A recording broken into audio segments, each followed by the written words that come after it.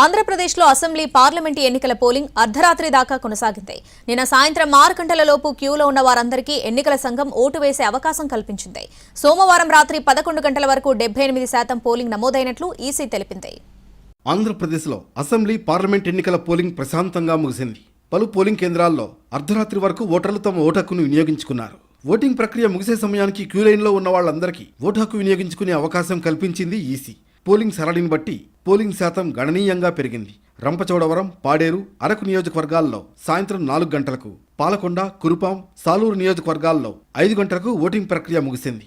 మిగిలిన అన్ని నియోజకవర్గాల్లో సాయంత్రం 6 గంటలలోపు క్యూ లైన్లో ఉన్న వారందరికీ ఓటు హక్కు వినియోగించుకునేలా ఛాన్స్ ఇచ్చింది. పోలింగ్ ముగియడంతో ఈవీఎంలను భారీ బందోబస్తు మధ్య స్ట్రాంగ్ రూమ్లకు తరలించారు. పోలింగ్ కేంద్రాల్లో ఉదయం నుంచే ఓటర్లు బారులు తీరారని, అయితే ఈవీఎంలకు సంబంధించి కొన్ని సమస్యలు వచ్చాయన్నారు మీనా.